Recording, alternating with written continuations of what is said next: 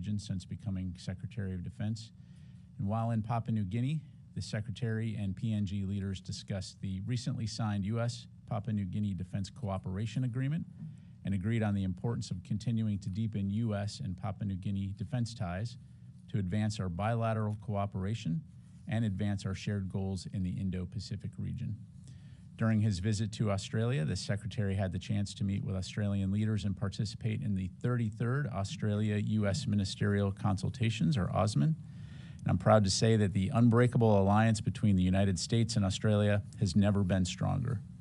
Coming out of the AUSMAN discussions, our two nations committed to advance several key lines of shared effort to include enhanced force posture cooperation, capability development and defense industrial base cooperation, and regional security integration. We have posted a fact sheet on the specific outcomes of the AUSMAN on the DoD website, and we look forward to hosting the next AUSMAN in 2024. While in Australia as well, Secretary also visited some of the nearly 30,000 troops from 13 nations participating in Talisman Sabre 23, which is a biennial exercise designed to advance a free and open Indo-Pacific by strengthening partnerships and interoperability among key allies. He greatly appreciated the opportunity to speak to some of our soldiers, sailors, airmen, Marines, Guardians, and DoD civilians who are supporting the exercise, as well as troops representing international allies and partners. Staying in the Indo-Pacific region on July 31 in the wake of Typhoon Ige, U.S. Marines and the 3rd Marine Aircraft Wing joined their Philippine counterparts to deliver nearly 12,000 pounds of food and water provided by the government of the Philippines to a remote Philippine island in need. U.S. Marines are providing relief and life-saving capabilities to remote regions at the request of the Armed Forces of the Philippines in response to the destructive typhoon. Our regular cooperation and communication with our Philippine allies, including through military exercises and access under the Enhanced Defense Cooperation Agreement, enabled U.S. forces to respond quickly to this disaster and request for assistance. For more updates on the response, I encourage you to contact Marine Corps Public Affairs. And finally, tomorrow, Secretary Austin will participate in a fireside chat here in the Pentagon to discuss a forthcoming History Channel documentary about the 761st Tank Battalion. Known as the Black Panthers, the 761st was the first black tank unit to serve in combat during World War II. The discussion will explore the battles of the 761st, both in the war overseas against Nazi Germany, as well as the battle back home in the United States against racism, segregation, and inequality. The fireside chat will feature Secretary Austin and Morgan Freeman, who is the executive producer of the documentary, and will be followed by a panel discussion with several people who worked on the film, as well as the U.S. Army historian. The fireside chat and panel discussion will both be live streamed on defense.gov. And with that, I'd be happy to take your questions. We'll go to Lita Baldor, AP. Thanks, Pat. On Niger, can you say whether or not there are any efforts right now for the U.S. to either evacuate its forces or to use the troops there to help in any way any of the ongoing evacuations by other nations, including France? And secondly, can you say whether or not U.S. forces are continuing to do counterterror missions, or has all of that been stopped? Yep, thanks very much. So in terms of evacuation operations from Niger, I'm not aware at this time of any U.S. forces participating in that. Obviously, we're a planning organization. We're always going to plan for various contingencies, but we continue to keep a close eye on the situation there. All indications right now that there's no imminent threat against any U.S. personnel or American citizens. But again, we continue to encourage American citizens who are in the country to stay in close contact with our embassy there. As far as security cooperation, those efforts right now are suspended in light of the situation, but certainly we maintain close contact with our Niger military counterparts in the country as the situation continues to unfold. So at this point, none of the U.S. forces have been pulled out at all, right? They're all Correct. still there. They're all still there. Correct. Okay, let's go to the next question, Janie. Thank you very much. I have two questions. First question, there's a reported by the Financial Times that Ukraine has acquired and used the North Korean rockets. Do you have anything on that? And I've seen the press reports, Janie. I don't have anything. I'd have to refer you to the Ukrainians. And how are U.S. Concerned about arms trade between North Korea and Russia?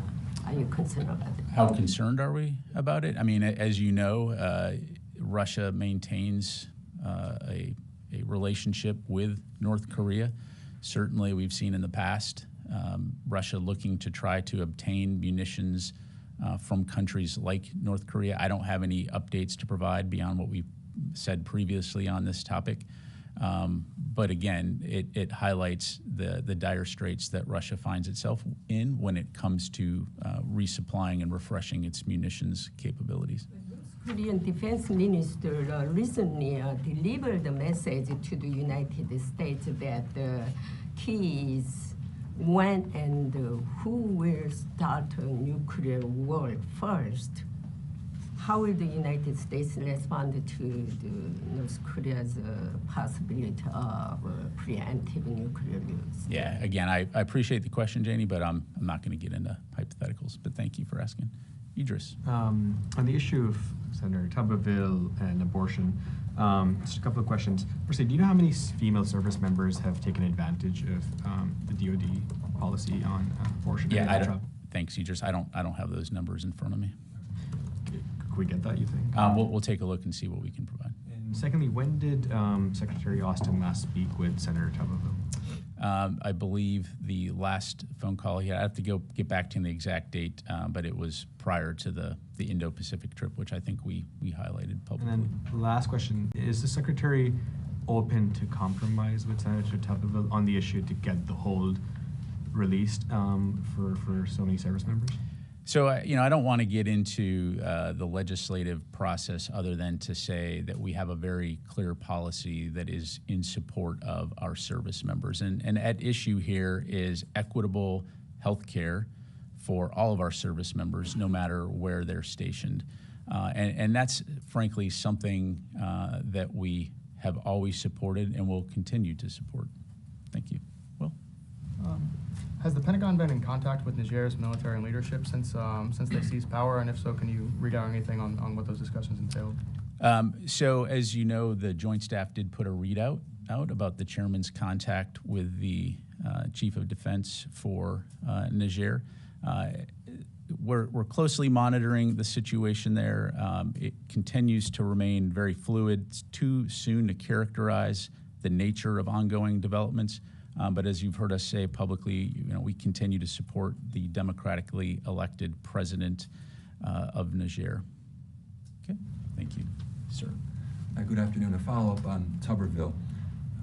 Recently, 5,000 veterans in support of his hold on Pentagon promotions wrote a letter to lawmakers saying, quote, this is a quote from these 5,000 veterans, "The mission of the United States military is to defend and protect all American lives, not subsidize the practice of destroying innocent and vulnerable American children via abortion with taxpayer dollars." Your response to those 5,000 veterans, sir? Yeah, so the mission of the United States military is to fight and win our wars. 100% agree on that. It's also our responsibility to ensure that our service members have access to health care no matter which state you're stationed in. And in this case, we're talking about reproductive health care, whether it's in vitro or if it's an abortion. But again, service members don't have the right to choose which state they get deployed to or stationed in. And so this policy is intended to ensure that there's equitable treatment of all service members. Follow-up. Critics contend that this is a violation of the Hyde Amendment. The Pentagon's response? Yeah, that's patently false. It is not a violation of the Hyde Amendment. As you know, the DOJ did an opinion, which they've posted to their website on this, saying that this policy is legal. And again, the DOD does not have an abortion policy. We are not paying for abortions. We are ensuring that our service members have equitable treatment to reproductive health care. Let me go to the next question. Chris. I can clarify, when you said security cooperation is suspended with Niger, does that mean no U.S. drones are flying, DOD or otherwise? Yeah, so I'm not going to get into intelligence operations and discuss the specifics of that. Again, we do have We continue to stay in contact with the Niger military, but in terms of training, for example, those types of things, that's been suspended. So, unilateral U.S. operations could Yeah, I'm not theoretically gonna, still again, I'm continue? not gonna, when you're talking ISR, you're talking about intelligence, I'm just not gonna talk about intel operations. Thank you. Matt? Thanks, Matt. On Niger, you said it's too soon to put a name to what's happening in Niger. The United States so far hasn't referred to it as a coup. Does the United States have a working definition of the criteria of what a coup would be? And also, is there a policy for when a coup is declared in a country where U.S. troops are working with local forces? Where do those troops cease operations? Do they leave the country generally? Can you speak to that at all? Yeah, so a couple things. So I appreciate the discussion that's happening on this, in the public space. Our focus right now is on making sure that our troops continue to stay safe, that we continue to assess the situation. As I mentioned earlier, we continue to support the democratically elected president of Niger, and the situation does remain fluid. And so we think that it's just too soon to characterize the nature of ongoing developments. You had the chairman talking to his counterpart in Niger. So I think you can see the situation there, that we're not going to get into labels other than to say that we will comply with U.S. law, and that we are going to continue to be focused on using diplomatic tools to try to preserve Niger's hard-earned democracy. Okay. And on North Korea, do you have any updates? Has the DPRK responded either to the U.S. or to the United Nations Command about Private King? And if so, what is his status? Sure. I don't have any updates on Private King's status. What I will tell you is, as you've heard us say previously, United Nations Command did communicate or provide some communication via well-established communication channels through the Joint Security Agency. I can confirm that the DPRK has responded to United Nations Command, but I don't have any substantial progress to read out. And so I'd refer you to the UN Command for any further details. Thank you. Okay, thanks very much. Sir. General, regarding to Poland, Poland announced that they are deploying additional troops along the border with Belarus. Poland's defense ministry said that 2 Belarus helicopters violated airspace. So do you have concerns about the security of the eastern flank of the NATO? And are you planning to add more troops there? Thank you. Yeah, thanks for the question. So nothing to announce right now in terms of any additional force posture changes in NATO. When it comes to Polish defense, I'd refer you to the Polish Ministry of Defense, other than to say that, again, we will continue to take NATO's security very seriously, and we will continue to work together with our NATO allies to ensure that every square inch of NATO remains safe. I have another question, thank you. Saudi Arabia is planning to host a peace talks, including Ukraine, Western nations and selected major developing countries in the coming days. So will the DoD officials attend that meeting? Do you have any knowledge about that? And how much do you think these kinds of meetings are important to bring peace to Ukraine? Yeah, thanks. I'll have to get back to you in terms of any type of DoD representation. I don't have an answer to that question. Look, when it comes to peace, we all want peace in Ukraine. I don't have to tell you, and I won't provide a history lesson from the podium here, but Russia invaded Ukraine illegally, and they could end this war tomorrow. So at the end of the day, though, it's going to be up to Ukraine to determine when they are ready to begin peace negotiations. In the meantime, our focus is going to be to continue to support them in their request for security assistance so that they can defend their nation and take back their sovereign territory. I've been remiss for the phones. Let me go out to the phones here. Let me go to Laura Seligman, Politico. Hi, Pat. Thanks so much for doing this. I wanted to ask you about the Ukraine counteroffensive. I wanted to know if you could give us an update on the situation on the ground? And would it be fair to say that Ukraine has not made significant progress so far, especially since the new push that was reported last week, and that we are not seeing some kind of breakaway, the kind that we saw in Kharkiv last year? Yeah, thanks, Laura. So I'll let the Ukrainians provide an operational update. I will say, broadly speaking, that we continue to see their counteroffensive move forward. It has and will continue to be a tough fight for them. And so, again, our focus is going to be on communicating with them, communicating with our allies and partners to ensure that as they have needs on the battlefield, that we're able to support them. Again, I'd highlight Secretary Austin's comments at the last Ukraine Defense Contact Group, or the Defense Ministerials rather, where he highlighted that this will be a marathon and not a sprint. But again, we're going to continue to support Ukraine for as long as it takes. Okay. Hey, Dan. On Ukraine, can you tell us, is it the DoD's estimate that the bulk of the combat power that Ukraine has not been introduced yet in its counteroffensive? Would that be an accurate statement? Yeah, thanks, Dan. So I don't want to get into highlighting where they are or are not applying their capabilities and what their status of the reserve is, other than to say they have significant combat capability, and we're confident that they will continue to be able to have the means by which to prosecute this campaign. And then on Niger, just going back, to what degree are you concerned about the overall fallout on the whole security operation there and the counterterrorism campaign that's going on for years? This was supposed to be a model and a hub for the whole effort.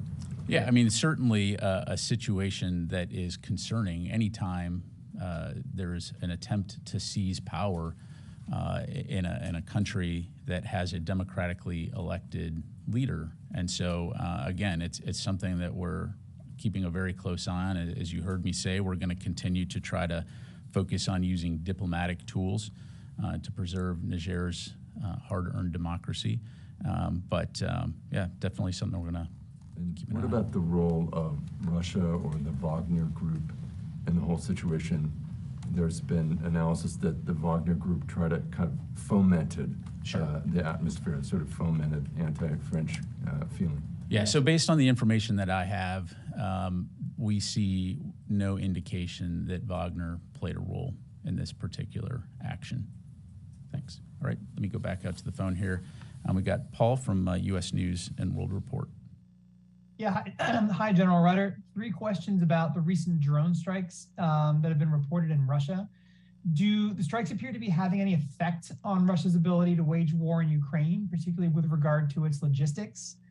Does the Pentagon see for example, the Russian Ministry of Defense building as a legitimate military target?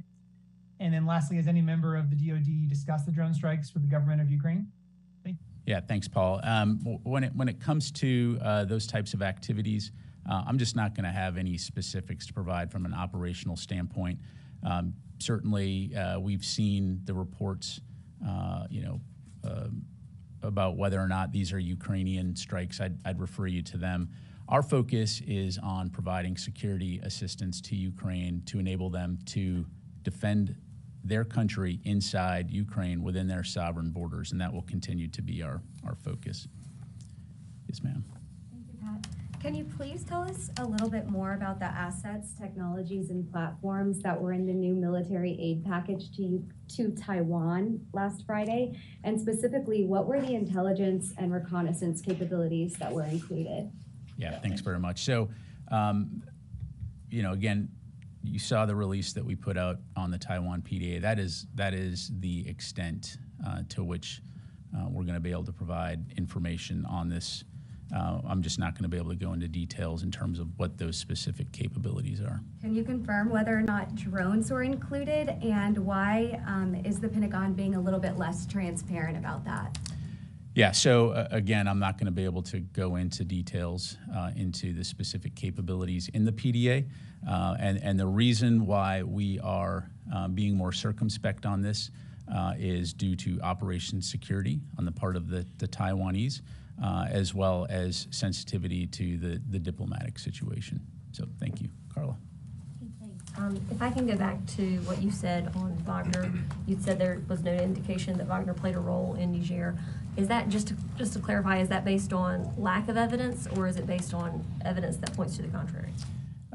So it's based on a variety of factors. I'll just leave it at that.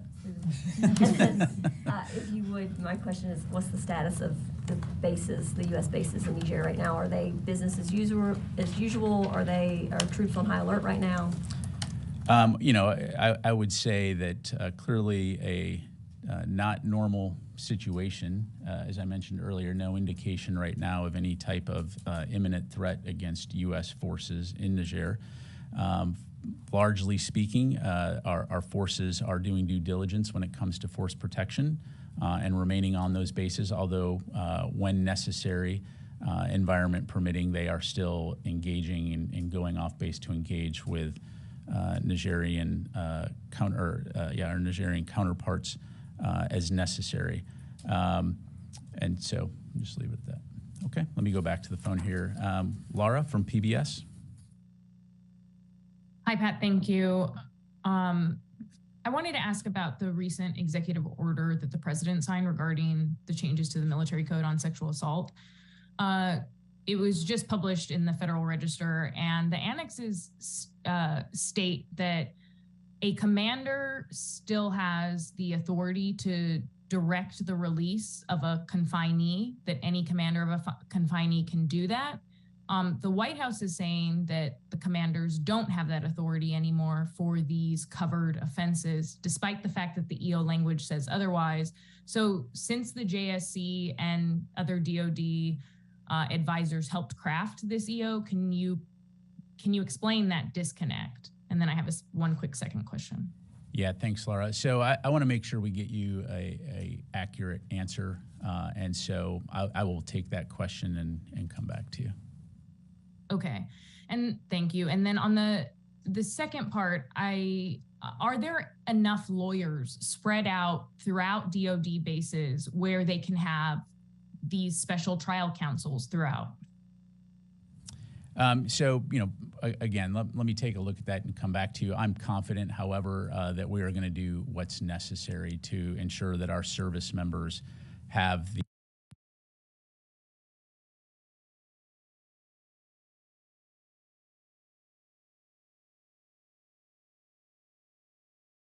order and the Office of Special Trial Counsels. We're going to carry out these justice reforms with the urgency and with the care that it deserves. So thank you, Laura. Okay, time for a few more. Yes, ma'am. Hi, Pat. I wanted to follow back up on Senator Tuberville's hold. We heard a lot about the trickle down, some of the colonels becoming generals and sort of the fallout. But now you have the Marine Corps for a couple of weeks, an empty spot at the helm, filling in like a dual-hatted acting. General McConville is the next one Friday, followed by the CNO. Could you sort of give us a picture of what this means for day-to-day operations inside the Pentagon? Sure. So again, kind of going back to your colleague's earlier comment, our focus is on fighting and winning our nation's wars. Right now, we have approximately 300 general officer, flag officers, and policy officials being held up in terms of their ability to have their nominations go through the Senate. And that impacts our ability to conduct our mission in the sense of it introduces uncertainty into the chain of command at a time when we need to be focused on our mission, which is, again, defending this nation. We're going to get the job done because that's what we do. But as you see more and more of these holds increase, it's going to start to impact not only the folks that were intended to fleet up into those positions, but the folks behind them and their family members in terms of, are you going to be moving this summer? Are you going to be able to enroll your children into school? And so in the midst of trying to do the things that we need to do as a U.S. military, this just adds another element of uncertainty and friction into the system that's not helpful. To paint any color of what it does at the very top, when the Joint Chiefs meet and you don't have those confirmed appointments weighing in? Yeah, I mean, again, at the most macro level, in any senior leader position, oftentimes there are policies that require, for example, authorities that can only be held by certain individuals, certain positions, certain ranks. And so as we move forward, that becomes harder. And again, I don't have any specific ones to hand to you, pass along right now. But I know from my own experiences in the past, when we've not been able to have an officer serve in an authorized rank, a lot of times that work has to get passed further up the chain of command, which starts to over time create an administrative burden, but also puts friction on the unit because as they're trying to do their business, they can't get quick permission to do things. They have to send it up the chain. And so obviously the higher up the chain it goes, the more friction it introduces. Mike? Has the Secretary reached out to the Senate Democrats to ask them to vote on the most critical spots at all? Because, it's possible, for Commandant of the Marine Corps, Chief of Naval Operations, that sort of thing. Has he reached out at all to see if that's kind of a stopgap measure? Yeah, so I don't have anything to read out for you, Mike, other than to say that the Secretary and the department, specifically our Legislative Affairs Department, does continue to actively engage with the Hill to express our concern. So thank you. Time for a few more. Let me get a couple more here, Lita. Sir, and then Rio. Thanks, Pat. Earlier in the week, the New York Times reported that Elon Musk had denied Ukrainians access to Starlink in certain situations, which had impacts on the battlefield. Is the Pentagon concerned about this behavior from Starlink, and have you guys reached out to Starlink or Elon Musk to discuss this? Yeah, on that particular issue, I just don't have anything. If you take a step back, broadly speaking, we've talked in the past about the importance of satellite communication for the Ukrainians, and that's something that we continue to communicate with the Ukrainians about, and we'll continue to ensure that they have the support that they need. But as it pertains to the relationship between Mr. Musk and Ukraine, I'd have to refer you to him. Okay, thank you. Ro? Thank you, Senator. My question is about the upcoming U.S.-Japan ROK summit. So recently, Financial Times reported that U.S. is planning to issue a joint statement which states that each country has a duty to consult with each other on the occasion of the attack. And I'm wondering how such kind of cooperation would be possible because Japan and ROK doesn't have a defense treaty, and what's your expectation for the upcoming summit to increase deterrence in the region? Sure. So as it pertains to the summit, I don't want to get ahead of the White House as they get ready to host that. Certainly much more to say. Broadly speaking, as you know, the relationship between the United States, Japan, and the Republic of Korea is very, very strong. Two of our staunchest allies in the region, and we're going to continue to work closely with those two countries to do everything we can do to help facilitate communication as it pertains to our mutual efforts to ensure regional peace and stability. But again, more to follow down the road. Let me just do a couple more here. Yes, sir. Thank you. Some Alabama lawmakers, including Senator Tuberville, have alleged that the choice to keep the Space Force headquarters in Colorado was politically motivated. Do you have a response to that, and can you provide insight as to why Colorado Springs was chosen? Yeah, sure. So I will tell you politics played no role in this decision. As we've talked about for some time, the Department of the Air Force did a has been doing a very thorough analysis and assessment for some time. And so as you look back at this, it was a very thorough, deliberate process that was backed up by data and analysis and in compliance with federal law and DoD policy. And so ultimately, a decision had to be made, recommendations were provided, and the president made a decision. And that decision came down to operational readiness. U.S. Space Command will be fully operational capable this month, so FOC in DoD speak. And so they'll be ready to operate now, and keeping the headquarters in Colorado Springs minimizes impact on operations and on the personnel transitions during a period in our country's history that's critical when it comes to space and the capabilities that are provided to our country and our national security from space. So our focus is going to be now on expeditiously carrying out this decision, and we're going to do it in a professional manner. Thank you. Lita, did you have one more? I just have one quick clarification. I just wanted to make sure, you mentioned a response from DPRK. You were referring to the early ones a number of days ago when they did pick up the phone but provided no information, or are you saying there was an additional response since then? So, as I understand it, there was the initial passing of the information, and this was essentially an acknowledgement from the DPRK government that, yes, we have received your request for information, as I understand it. Right, so there's only been one, not two responses. I think the first time it was we've communicated, and now we have received communication back, an acknowledgement. Do you know when that was? I don't. Thank you. All right, thank you very much, ladies and gentlemen.